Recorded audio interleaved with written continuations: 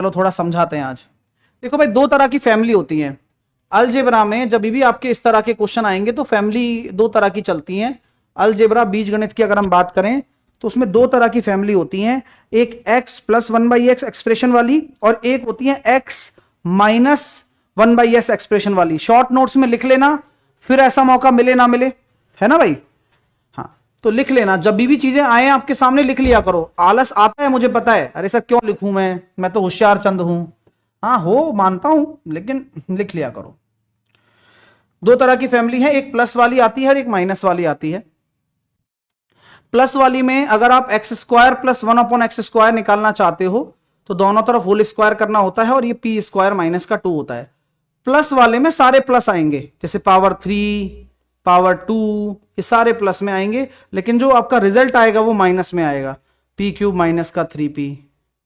अब x की power 4 की बात आप करते हो मेरे से, तो कभी भी ध्यान रखना कि जब आप इसमें p² लगा रहे हो तो ये अपने आप में क्या हो जाएगा, q हो जाएगा।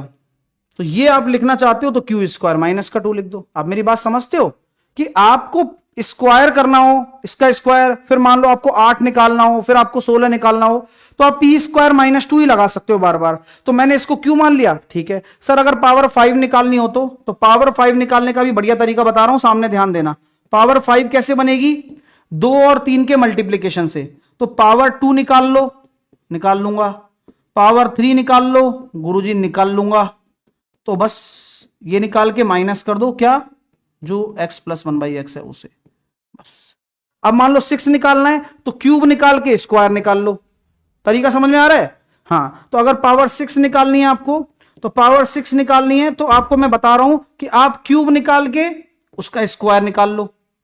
क्यूब निकाल लोगे, फिर उसका जो भी आएगा वो p बन जाएगा, मतलब p कुछ भी और p² माइनस 2, ठीक है, हो गया। 7 के लिए 4 और 3 का गुणा कर दो, तो ऐसे चलता रहता है।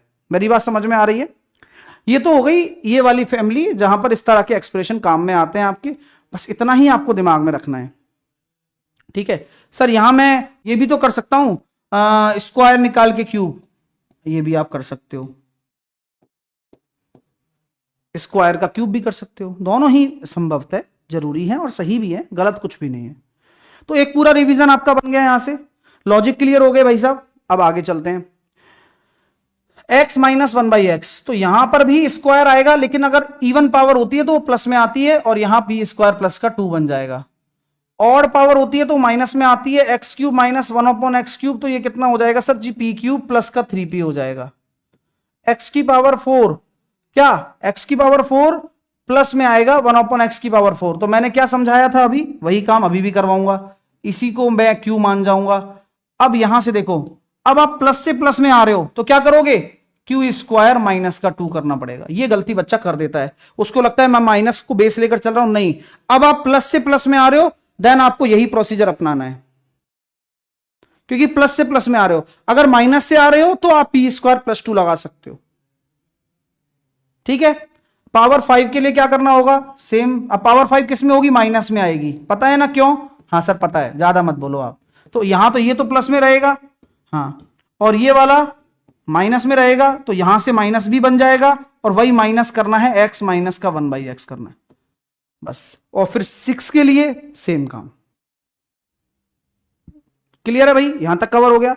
कभी भी अगर आपको माइनस से प्लस से माइनस में कन्वर्ट करना हो किसी भी पावर को, यानी कि x की पावर n की माइनस पावर को कभी भी कन्वर्ट करना पड़ सकता है, x की पावर n सेम पावर को प्लस में कन्वर्ट करना हो तो क्या करेंगे, तो क्या करेंगे भैया, p² करेंगे, और यहां प्लस है 4 करेंगे, p² प्लस का 4। माइनस दे रखा है, प्लस निकालना है तो प्लस का 4। अगर प्लस दे रखा है और माइनस निकालना है तो माइनस का 4। तो जो निकालना है उसी का चिन्ह आता है अंदर, है ना, भूल गए थे, हाँ याद आ गया, सब याद आ गया, ठीक लग रहा है, अच्छा लग रहा है रिवीजन करके, अरे बस चिल रहो यार।